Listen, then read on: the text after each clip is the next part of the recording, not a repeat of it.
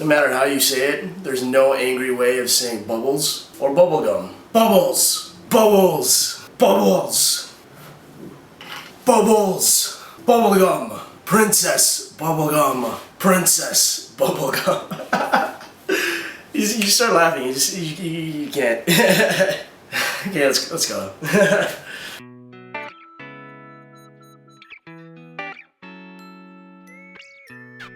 Hi, my name is Ray Pahar and welcome to Get Crafty Crafty.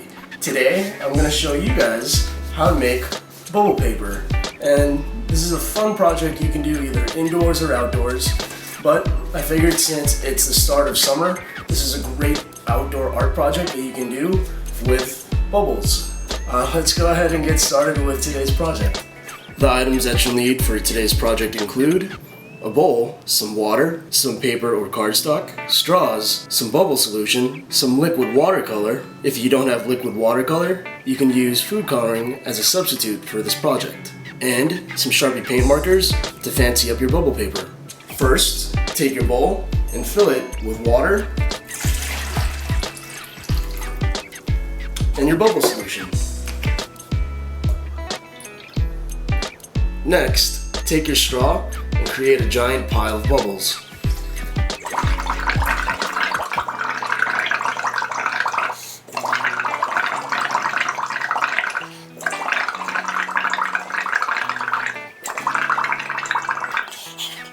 That took a lot of effort. Next, take your liquid watercolor and gently sprinkle some of it on top of your bubbles. You want to trap the color inside your bubbles so that you can get it onto your paper. Gently take your paper and place it on top of the bubbles. You want the bubbles to pop onto the paper so that you can capture the color. Repeat this as many times as you need to get the amount of bubbles and colors you want onto your paper. If you're using food coloring, it's best to actually dilute it in some water to get a good color. Put it in a squirter bottle, and then, like the liquid watercolor, give it a stir and gently drip it onto your bubbles. The key to this project is making sure that you trap enough color in the bubbles. You want to be fast, but you also want to be really gentle and not overly saturate your bubbles or your paper. Be gentle, don't soak your paper too much, and make sure it gets captured. If you have some extra bubbles on your paper, just feel free to blow it right off.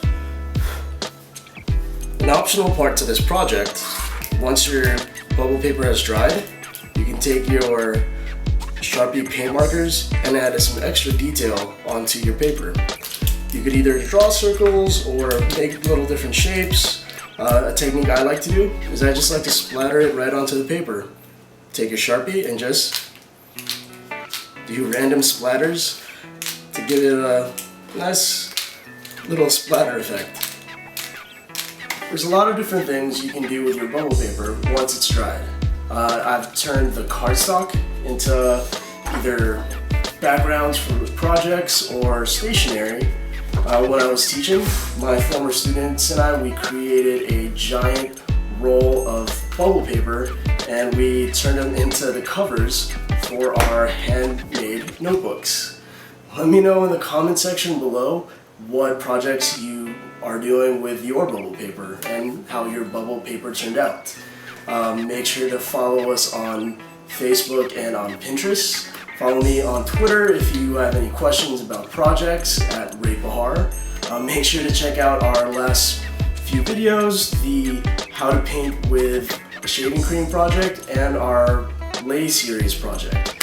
Thanks again for watching Get Crafty Crafty. Come back next time to see what our next crafting project's gonna be. Take care.